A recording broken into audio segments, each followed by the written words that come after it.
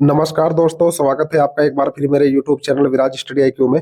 दोस्तों, जैसा कि आप सभी को पता है, कुल 30 दिन बचे हैं आपके आरआरबी फार्मासिस्ट एग्जाम में। उन्हीं को ध्यान में रखकर मैंने एक अंतिम प्रहार के नाम से सीरीज चला रखी है, जिसमें 30 क्वेश्चन डेली आपको पूछे जा रहे हैं, जो कि हिंदी और अंग्रेजी दोनों में आपको देखने को मिल रहे हैं। ठीक है, वीडियो आपको कैसी लग रही है कमेंट में दोस्तों जरूर बताना। अगर आपको इन क्वेश्चन की PDF चाहिए तो आप मेरे व्हाट्सएप ग्रुप से जुड़ सकते हैं, जिसका लिंक डिस्क्रिप्शन में दिया गया है। ठीक है दोस्तों, तो दोस्तों ज्यादा देर ना करते आज करेंगे अंतिम प्रहार फार्मेसी सीरीज का पार्ट 7। तो दोस्तों पहले क्वेश्चन में दिया गया है ब्राउनियन मोमेंट ऑफ पार्टिकल्स, यानी कि कणों की ब्राउनियन गति क्या है। तो दोस्तों जो कणों की ब्राउनियन गति होती है वह प्रिवेंट सेडिमेंटेशन यानी कि अवसादन को रोकती है। तो ऑप्शन नंबर ए इसका सही हो जाएगा। क्वेश्चन नंबर 2 है दोस्तों, protein binding of a drug, दवा का प्रोटीन से बंधन यानी कि प्रोटीन से जुड़ना क्या दर्शाता है। तो दोस्तों जब प्रोटीन बाइंडिंग हो जाता है ड्रग से तो decrease distribution of the drug, तो दवा के वितरण को कम कर देता है, यानी कि ऑप्शन नंबर ए इसका सही उत्तर होगा। क्वेश्चन नंबर 3 में दिया गया है the pH of A buffer can be calculated using, buffer का पीएच किसका उपयोग करके परिकलित किया जा सकता है। तो दोस्तों जब पीएच करते हैं बफर का कैलकुलेटिंग तो हेंडरसन हैसलबलच इक्वेशन का यूज किया जाता है। ठीक है, जो कि ऑप्शन नंबर बी में दिया गया है। तो ऑप्शन नंबर बी इसका सही उत्तर होगा। क्वेश्चन नंबर 4 है part of solvent required part of solute to dissolve sparingly soluble salt is, यानी कि विलेय के प्रतिभाग में विरल रूप से घुलनशील लवण को घोलने के लिए विलायक का कितना भाग आवश्यक है। ठीक है, तो दोस्तों इसका सही उत्तर है 30 से 100 तक। ऑप्शन नंबर सी इसका सही उत्तर होगा। 30 से 100 पार्ट चाहिए दोस्तों solvent required part of solute to dissolve के लिए, जो कि स्लाइटली या स्प्रिंगली सोलुबल कहलाता है। क्वेश्चन नंबर 5 है electrodialysis is a method for the purpose of, electrodialysis किस उद्देश्य के लिए एक विधि है। तो दोस्तों इलेक्ट्रोडायलिसिस मेथड का यूज किया जाता है प्यूरिफिकेशन के लिए, यानी कि शुद्धिकरण के लिए। तो ऑप्शन नंबर सी इसका सही उत्तर होगा।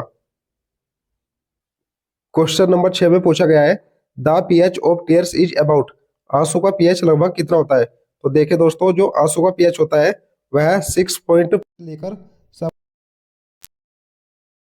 बात करें तो 7.25 तक इसका मध्यम बैठ जाता है। ये आपको याद रखना है। अगर यही बात करें दोस्तों ब्लड की, तो ब्लड का होता है 7.4, ये भी आपको याद रखना है। क्वेश्चन नंबर 7 है which order of reaction is followed by photo decomposition of the drug, दवा के फोटो अपघटन के बाद कौन सी प्रतिक्रिया होती है।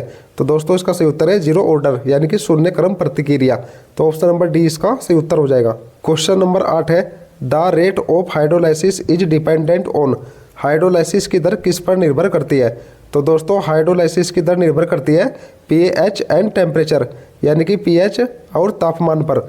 और दोस्तों मैं आपको बता दूं पीएच की फुल फॉर्म होती है पोटेंशियल ऑफ हाइड्रोजन, ये भी आपको याद रखना है। क्वेश्चन नंबर 9 है दोस्तों इन metal ion complex which of the following is true, यानी कि धातु आयन कॉम्प्लेक्स में निम्नलिखित में से कौन सा कथन सत्य है। तो दोस्तों जो मेटल आयन कॉम्प्लेक्स होता है उसके बारे में इसमें से सही है ligands act as Lewis base and the central atom act as a Lewis acid, यानी कि लिगेंड लुइस बेस के रूप में कार्य करते हैं और केंद्रीय परमाणु लुइस एसिड के रूप में कार्य करते हैं। तो ऑप्शन नंबर ए इसका सही उत्तर होगा। क्वेश्चन नंबर 10 है दोस्तों auxiliary emulsifying agent stabilize the emulsion by, सहायक पायसीकारी एजेंट किसके द्वारा पायस को स्थिर करते हैं। तो दोस्तों इसका सही उत्तर है strengthening the non polar head of emulsifier, यानी कि ऑप्शन नंबर डी इसका सही उत्तर हो जाएगा। क्वेश्चन नंबर 11 है दोस्तों error arising when the individual analyst is responsible for them, जब व्यक्तिगत विश्लेषक उनके लिए जिम्मेदार होता है तो क्या त्रुटियां उत्पन्न होती है। तो दोस्तों इसका सही उत्तर है पर्सनल एरर, यानी कि व्यक्तिगत त्रुटि। तो ऑप्शन नंबर सी इसका सही उत्तर होगा।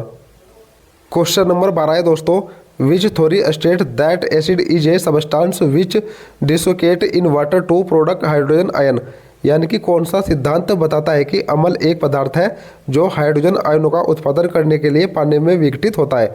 तो दोस्तों इसका सही उत्तर है अर्हेनियस सिद्धांत। ऑप्शन नंबर ए इसका सही उत्तर हो जाएगा। अर्हेनियस सिद्धांत ही यह चीज बताता है। क्वेश्चन नंबर 13 में दिया गया है 20 ग्राम NaOH इन 500 ml। तो दोस्तों इसमें चेक करनी है इसकी नॉर्मलिटी। सबसे पहले मैं आपको बता दूं, जो NaOH होता है इसका मोलर मास होता है दोस्तों 40, यानी कि 23 Na का सोडियम का प्लस 16 ऑक्सीजन का प्लस हाइड्रोजन का 1, तो दोस्तों ये हो गया 40। ये आपको याद रखना है। फिर मैं अब आगे बात करूँ दोस्तों, इसमें नॉर्मलिटी का सूत्र होता है मास बटे जो मोलर मास अभी हमने निकाला है 40, मोलर मास गुणा 1000 बटे जो वॉल्यूम दिया गया है, इतना आपको पता लग गया होगा। तो मास दे रखा है दोस्तों उसका 20, मोलर मास निकल के आया था 40 गुणा 1000 बटे 500 जो कि वॉल्यूम दिया गया है। तो 500 दूनी 1000 और 40 से 20 को भाग करेंगे तो 0.5 आएगा। तो 0.5 गुना 2 में गुणा करेंगे तो एक नॉर्मलिटी इसकी निकल कर आ जाएगी। ये आपको याद रखना है। क्वेश्चन नंबर 14 है potentiometry in which type of method, यानी कि पोटेंशियोमेट्री किस प्रकार की विधि है। तो दोस्तों ये होते हैं इलेक्ट्रोकेमिकल। ऑप्शन नंबर डी इसका सही उत्तर होगा। क्वेश्चन नंबर 15 है दोस्तों the number of GM equivalent the solute पर litre of solution is known as, यानी कि प्रति लीटर घोल में विलेय के ग्राम समतुल्य की संख्या को क्या कहते हैं। तो दोस्तों इसको बोलते हैं नॉर्मलिटी, यानी कि सामान्यता। तो ऑप्शन नंबर ए इसका सही उत्तर होगा। क्वेश्चन नंबर 16 में दिया गया है the chemical reagent from which solution of required concentration can be prepared is, यानी कि वह रासायनिक अभिकर्मक जिससे आवश्यक सांद्रता का घोल तैयार किया जा सकता है। तो दोस्तों इसका सही उत्तर है कंसंट्रेटेड सॉल्यूशन, यानी कि सांद्रित विलयन। तो ऑप्शन नंबर सी इसका सही उत्तर होगा। क्वेश्चन नंबर 17 है the quantity of chemical in each litre of solution is known as, विलियन के प्रत्येक लीटर में रसायन की मात्रा को क्या कहते हैं। तो दोस्तों इसका सही उत्तर है स्ट्रेंथ, यानी कि शक्ति। ऑप्शन नंबर बी इसका सही उत्तर होगा। क्वेश्चन नंबर 18 है which of the following indicator has a transition point close to the equivalence point for the titration of a weak acid by a strong base, यानी कि निम्न में से किस संकेतक का संक्रमण बिंदु एक दुर्बल अम्ल के प्रबल अक्षार द्वारा अनुमापन के लिए समतुल्यता बिंदु के सबसे निकट होता है। तो दोस्तों इसका सही उत्तर है थाइमोल ब्लू, यानी कि थाइमोल नीले का। तो ऑप्शन नंबर बी इसका सही उत्तर होगा। क्वेश्चन नंबर 19 है which of the following indicator is yellow at a pH of 10, निम्न में से कौन सा संकेतक pH 10 पर पीला रंग देता है। तो दोस्तों इसका सही उत्तर है मिथाइल रेड, यानी कि ऑप्शन नंबर ए इसका सही उत्तर होगा। क्वेश्चन नंबर 20 है ए बफर सॉल्यूशन में contain equal mole of, buffer विलियन में बराबर मोल क्या हो सकता है। तो दोस्तों इसका सही उत्तर है weak acid and it's conjugate base, दुर्बल अम्ल और उसकी सहयुग्मी अक्षार के साथ क्रिया। तो ऑप्शन नंबर सी इसका सही उत्तर होगा। क्वेश्चन नंबर 21 है the pH at which an indicator change colour is known as its, वह pH जिस पर कोई सूचक रंग बदलता है उसे क्या कहते हैं। तो दोस्तों उसको बोलते हैं ट्रांजिशन पॉइंट, यानी कि संक्रमण बिंदु। ऑप्शन नंबर बी इसका सही उत्तर होगा। क्वेश्चन नंबर 22 है on an industrial scale sodium metal is prepared by electrolysis of fused, औद्योगिक पैमाने पर सोडियम धातु को फ्यूज्ड के इलेक्ट्रोलाइसिस द्वारा तैयार किया जाता है। तो दोस्तों इसका सही उत्तर है NaCl, यानी कि नमक। तो ऑप्शन नंबर ए इसका सही उत्तर होगा। क्वेश्चन नंबर 23 है कोरोसियन कैन बी प्रिवेंटेड बाय, जंग को किसके द्वारा रोका जा सकता है। तो देखिए दोस्तों जो जंग होता है उसको एलोइंग, यानी कि मिश्र धातु द्वारा भी रोक सकते हैं, टेनिंग करके भी रोक सकते हैं और गैल्वेनाइजिंग करके भी रोक सकते हैं। तो इसका सही उत्तर होगा ऑल ऑफ द अबव, यानी कि उपरोक्त सभी। क्वेश्चन नंबर 24 है the electrolyte used for tin plating is, tin plating के लिए प्रयुक्त इलेक्ट्रोलाइट क्या है। तो दोस्तों इसका सही उत्तर है अस्टेनस सल्फेट, यानी कि ऑप्शन नंबर बी इसका सही उत्तर होगा अस्टेनस सल्फेट। क्वेश्चन नंबर 25 है an electrochemical cell is also called, electrochemical cell जो होती है उसको क्या कहा जाता है। तो दोस्तों उसको बोलते हैं गैल्वेनिक सेल, यानी कि ऑप्शन नंबर बी इसका सही उत्तर होगा। क्वेश्चन नंबर 26 है electrochemical cell convert which of these into electrical energy, electrochemical cell इनमें से किसे विद्युत ऊर्जा में परिवर्तित कर देती है। तो दोस्तों इसका सही उत्तर है केमिकल ऊर्जा में, यानी कि केमिकल एनर्जी।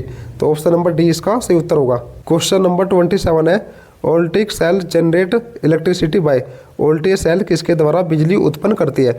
तो दोस्तों इसका सही उत्तर है स्पॉन्टेनियस रेडॉक्स रिएक्शन, यानी कि सहज रेडॉक्स प्रतिक्रिया द्वारा। तो ऑप्शन नंबर ए इसका सही उत्तर होगा। क्वेश्चन नंबर 28 है in chromium plating 4 drops of sulphuric acid are added to the electrolyte to prevent, chromium चढ़ाना में सल्फ्यूरिक एसिड की कुछ बूंदें इलेक्ट्रोलाइट में रोकने के लिए डाली जाती है। तो दोस्तों क्या रोकने के लिए डाली जाती है, हाइड्रोलाइसिस ना हो। तो ऑप्शन नंबर सी इसका सही उत्तर होगा। क्वेश्चन नंबर 29 है the electrode used in the production of sodium metal are. Sodium धातु के उत्पादन में प्रयुक्त इलेक्ट्रोड कौन से है? तो दोस्तों इसका सही उत्तर है iron cathode and graphite anode. Option number A इसका सही उत्तर होगा। क्वेश्चन नंबर 30 दोस्तों सीरीज का लास्ट क्वेश्चन है, जिसमें पूछा गया है accumulation of carbon dioxide gas in lungs is called, यानी कि फेफड़ों में कार्बन डाइऑक्साइड गैस के संचय को क्या कहते हैं? तो दोस्तों इसका सही उत्तर है एस्फिक्सिया। ठीक है, ऑप्शन नंबर बी इसका सही उत्तर होगा। तो दोस्तों ये थे टॉप 30 MCQ जो आगामी फार्मासिस्ट एग्जाम में बहुत ही महत्वपूर्ण रहने वाले हैं। दोस्तों यहाँ मैंने एक प्लेलिस्ट चला रखी है जिसमें आपको सभी फार्मासिस्ट की वीडियो मिल जाएंगी, जो कि हिंदी और अंग्रेजी दोनों में मिलेगी। ठीक है, दूसरी बात, अगर इन क्वेश्चन की आपको PDF चाहिए तो आप मेरे व्हाट्सएप ग्रुप से जुड़ सकते हैं, जिसका लिंक डिस्क्रिप्शन में दिया गया है। तो दोस्तों मिलते हैं नेक्स्ट वीडियो में, तब तक के लिए जय हिंद दोस्तों।